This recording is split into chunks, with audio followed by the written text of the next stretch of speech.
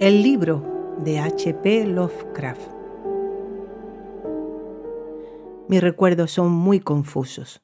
Hay incluso mucha duda en cuanto a dónde comienzan, pues a veces siento aterradoras vistas de años que se extienden detrás de mí, mientras que otras veces parece como si el momento presente fuera un punto aislado en una infinidad gris, sin forma. Ni siquiera estoy seguro de cómo estoy comunicando este mensaje.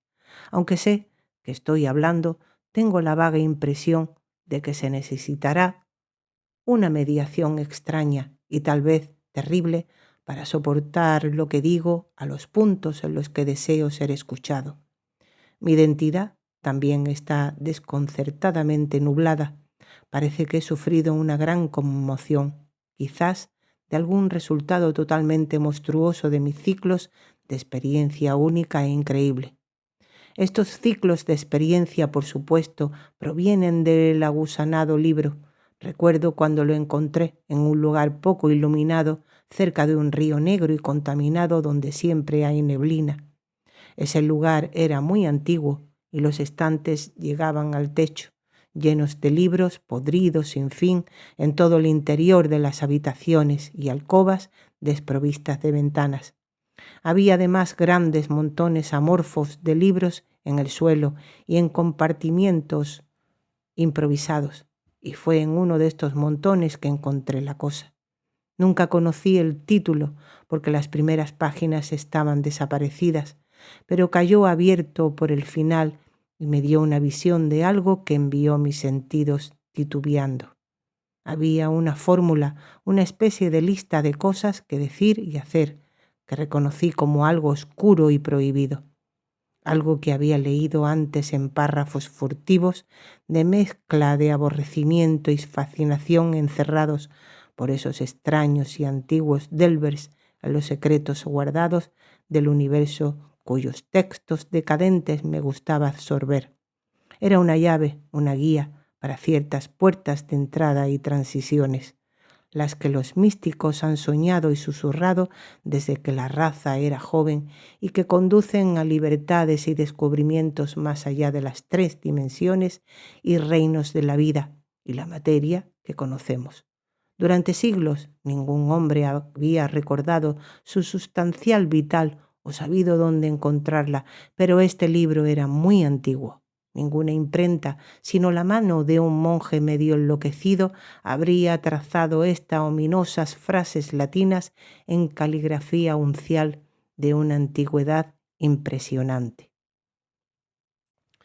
Recuerdo cómo el viejo miró y titubeó e hizo una señal curiosa con su mano cuando lo llevé. Se había negado a pagar por ello, y solo mucho después supe por qué. Mientras corría apresuradamente por esas estrechas y serpenteantes calles frente al mar, tenía una espantosa impresión de ser sigilosamente seguidos por unos suaves pasos de pies acolchados. Las casas centenarias y tambaleantes de ambos lados parecían vivas como una malignidad fresca y mórbida, como si algún canal hasta ahora cerrado de mal entendimiento hubiera sido abruptamente abierto. Sentí que aquellas paredes y muros colgados de ladrillos mohosos y yeso fungoso y madera, con ventanas de ojo de diamante que miraban con lentitud, apenas podían desistir de avanzar y aplastarme. Sin embargo, había leído solo el fragmento más pequeño de esa runa blasfema antes de cerrar el libro y llevarlo lejos. Recuerdo cómo al fin leía el libro, con el rostro blanco y encerrado en la habitación del ático que había dedicado durante mucho tiempo a extrañas búsquedas. La gran casa estaba muy quieta, pues no había subido hasta después de medianoche. Creo que entonces tenía una familia, aunque los detalles son muy inciertos, y sé que había muchos sirvientes. ¿Qué año era? No lo puedo decir, pues desde entonces he conocido muchas edades y dimensiones y he tenido todas mis nociones de tiempo disueltas y remodeladas. Fue a la luz de las velas que leí, recuerdo, el goteo incesante de la cera, y había campanillas que venían de vez en cuando desde campanarios lejanos. Parecía que seguía el rastro de esas campanadas con una peculiar intención, como si temiera oír alguna nota muy remota e intrusa entre ellos. Luego salió el primer rasguño y buscó a tientas la ventana de la buhardilla que miraba por encima de los otros techos de la ciudad. Llegó como yo recitaba en voz alta y el verso noveno de ese cantos primario, y yo sabía en medio de mis estremecimientos lo que significaba, porque el que pasa por las puertas siempre gana una sombra y nunca más puede estar solo. Lo había evocado, y ciertamente el libro era todo lo que había sospechado.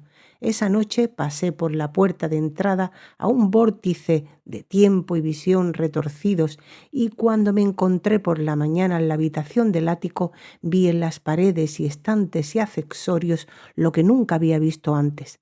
Tampoco pude ver el mundo como lo conocía. Mezclado con la escena actual, siempre fue un poco del pasado y un poco del futuro, y cada objeto, alguna vez familiar, lo veía extraño en la nueva perspectiva traída por mi vista ensanchada. A partir de entonces caminé en un sueño fantástico de formas desconocidas y medio conocidas, y con cada nueva puerta cruzada menos claramente podía reconocer las cosas de la estrecha esfera a la que tanto tiempo había estado atado.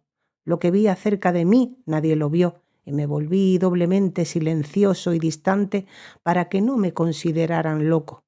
Los perros tenían miedo de mí, porque sentían la sombra exterior que nunca salía de mi lado, pero aún leí más, en libros ocultos y olvidados y en los pergaminos a los que me condujo mi nueva visión, y empujé a través de nuevas puertas del espacio y del ser y de los patrones de vida hacia el núcleo del desconocido cosmos.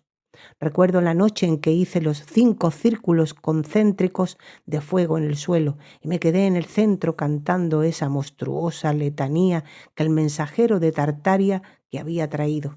Las paredes se derritieron y un viento negro me arrastró a través de los golfos de un gris insondable, con los pináculos de agujas de desconocidos kilómetros de montañas por debajo de mí. Después de un tiempo había una total oscuridad, y luego la luz de una miríada de estrellas de extrañas formas, constelaciones desconocidas. Al final vi una llanura verde debajo de mí. Discerní en ellas las torres torcidas de una ciudad construida de una manera que nunca había conocido, leído o soñado. Mientras flotaba más cerca de esa ciudad, vi un gran edificio cuadrado de piedra en un espacio abierto y sentí un horrible temor aferrado a mí. Grité y forcejeé, y después de que un vacío estuviera de nuevo en mi habitación del ático, extendido sobre los 5 círculos fosforescentes en el suelo, en aquella noche de paseo no había más extrañeza que en muchos paseos de noches anteriores. Pero había más terror porque sabía que estaba más cerca de aquellos golfos y mundos donde yo nunca había estado. Después fui más cauteloso con mis encantamientos, porque no tenía ningún deseo de ser cortado de mi cuerpo y de la tierra en abismos de desconocidos de donde nunca podría volver.